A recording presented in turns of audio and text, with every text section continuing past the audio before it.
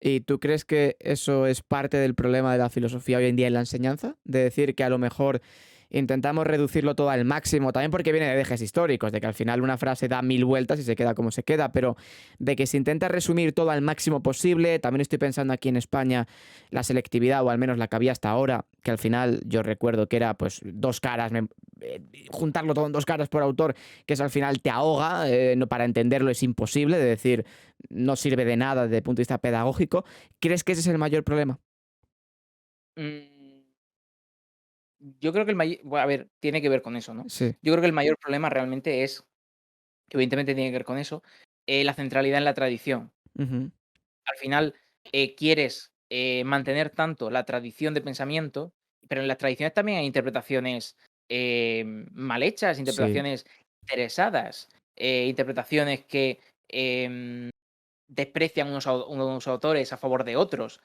¿Por qué, por ejemplo, aquí en España se le da tanta importancia a Kant, por ejemplo? Ujú. A mí la propuesta de Kant no me parece, a nivel conceptual, a nivel argumental, no me parece más sólida ni más interesante que otras como la de Condillac, por ejemplo, que es exactamente, pero exactamente de la misma época, de los mismos años, y hace una propuesta que también intenta resolver los mismos problemas. Y a mí me parece que la de Condillac es mucho más interesante, mucho más sugerente a día de hoy, y está incluso en algunos puntos mejor razonada que la de Kant. Sin embargo, la tradición nos dicta que Kant es el autor importante, Ujú. ¿vale? Efectivamente, Entonces, sí. en la historia de la filosofía tenemos muchísimos autores, es inabarcable todo. ¿Qué sucede con el intento de mantener la tradición? Que se mantiene lo más destacable según, pues, la gente que ha, escrito los, manuales de filosofía. Al Claro, final, sí. Te eh voy a preguntar sobre eso. ¿Quién decide qué autores se tienen que estudiar? Porque entiendo que esto en algún momento de la historia de la educación tuvo que reunirse una serie de gente y decir qué 14 autores, por ejemplo, hablo de historia de la filosofía, porque es una decisión trascendental. Estamos hablando de que estás abriendo las puertas a una generación de chavales a la filosofía a través de esos 14 nombres. claro. Ya te digo que seguramente, y no lo sé Sí, exacto, pero, no en todos los sitios se estudia lo mismo, ¿vale? Aquí en España tenemos una tradición sí, que justifica lo que estamos estudiando. Es decir, tenemos una tradición que desde el franquismo, por ejemplo, impone en los temarios de filosofía, pues autores como San Agustín, sí, Santo Tomás, Descartes también entraba, Platón, Aristóteles, ¿vale? sí. Los clásicos, muy clásicos y muy cercanos a la teología, ¿vale? Sí. O a la Iglesia católica, más bien. Em, ya no solamente por ellos mismos, sino por sus interpretaciones, como por ejemplo pasa con Platón y Aristóteles. Luego, ha habido también una influencia muy grande en España de los autores alemanes. De toda la filosofía alemana ha habido una influencia bastante notable. Entonces, realmente eso se nota muchísimo. Hay mucho más presencia de autores pertenecientes a la tradición alemana, por ejemplo, que a la tradición francesa. Ujú. Sí, Hay mucha más presencia de autores clásicos que, de autores contemporáneos. sí. Contemporáneos más recientes. Por ejemplo, la propia tradición de pensadores, en España está muy limitada.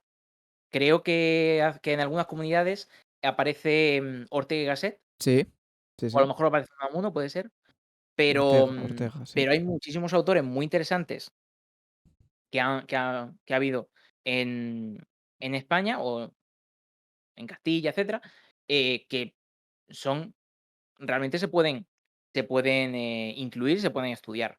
Pero claro, hay unas directrices y hay unas direcciones muy claras, marcadas por la influencia que ha tenido ciertas tradiciones sobre la cultura en España, porque aquí Claro. tampoco hemos tenido una tradición filosófica muy elaborada, eso hay que decirlo. Claro, a diferencia de otros países.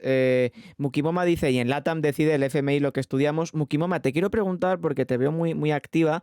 En Latinoamérica no sé qué se estudia, la verdad, desde el plano filosófico. No sé qué raíces o qué tradiciones tienen y me interesa que me lo comentes porque al final también, claro, en España tenemos una visión muy europeizada. Es decir, todos los filósofos prácticamente bueno, sí, de historia de la filosofía, todos son europeos.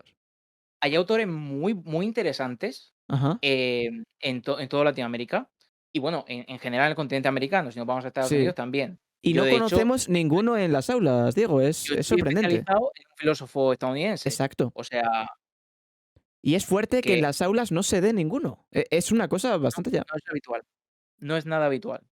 es bastante Yo, ya. fíjate, me sorprendí este curso porque tenía unos alumnos de tercero de la ESO, a los que, comentándoles, estábamos yo con tercero de eso hice una cosa muy curiosa, y es que como teníamos solo una hora a la semana, Sí, que era nos daba para muy poquito, les puse, trabajo autónomo y luego en las sesiones de clase, pues veíamos algún tema más ligerito, debate y tal, pero que no tenían sí. examen, simplemente, pues, que lo fueran viendo y después, pues, en su trabajo autónomo que lo aplicaran.